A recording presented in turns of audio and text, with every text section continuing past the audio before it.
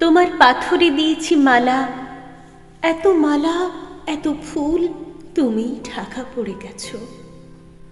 তুমি পাথর না হলে রাগ করতে।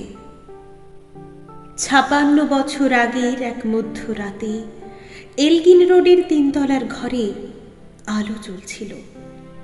চাদর গায়ের এক ছায়ামূর্তি পায়চারি করছিল অবিরাম। বাইরের রাস্তায় ইংরেজ পুলিশের চর সতর্ক সজাগ চোখে দেখছিল। তার সব সতর্কতাকে বুদ্ধ বানিয়ে তুমি তখন অন্ধকার চিরে ছুটে চলেছ আলোর পথে। দেশের মানুষ কাকপক্ষী কেউ টের পায়নি। তুমি চলে যাওয়ার পর ৫৬টা শীত, বর্ষা, গ্রীষ্ম উধাও।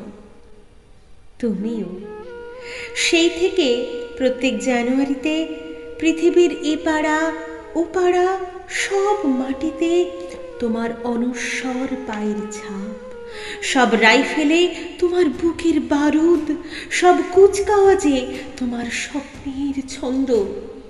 পরশ পাথরের মতো স্বাধীনতাকে খুঁজেছে তোমার অন্তরে লুকিয়ে থাকা খেপা। তোমার গন্তব্য ছিল স্বাধীনতা, তোমার পথ ছিল স্বাধীনতা, তোমার স্বপ্ন ছিল স্বাধীনতা, তোমার প্রেম ছিল স্বাধীনতা। তুমি রক্ত চেয়েছিলে স্বাধীনতার জন্য, তুমি তাই পাথর। যারা স্বাধীনতার আড়ালে চেয়েছিল গদি, চেয়েছিল সিংহাসন, ইংরেজের ছেড়ে যাওয়া লুটের রাজ্যপাট, তারা রইল সুখে। ভারতবর্ষের টাকায় তাদের মুখ, তোমার নয়। ভারতবর্ষের অফিসে আদালতে তাদের ছবি, তোমার নয়। ভারতবর্ষের সংবিধানে তাদের শৈশাবত, তোমার নয়। ইংরেজ গরিব মানুষকে পায়ের নিচে রাখত, আমরা বড় লোককে মাথায় করে রেখেছি। স্মাগলার কিংবা ডাকাতকে জোড় হাতে সভাপতির আসনে আহ্বান করেছি। ইংরেজ এ দেশের ধন সম্পত্তি লুট করত, আমরা দেশটাকেই বেচে দিচ্ছি।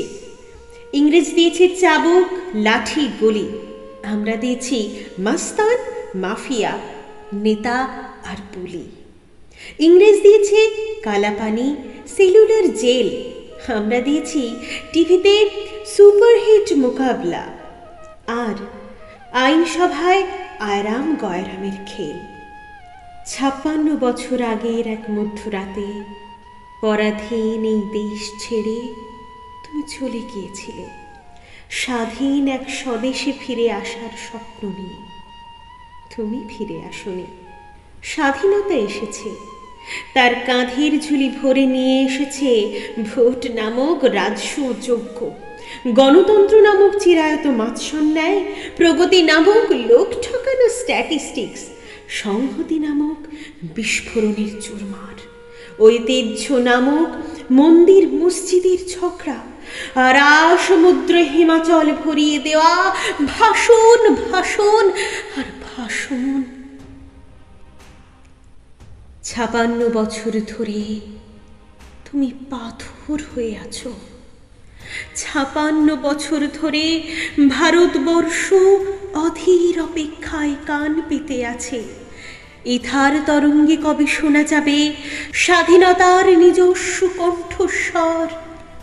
আমি সুভাষ বলছি, আমি সুভাষ বলছি।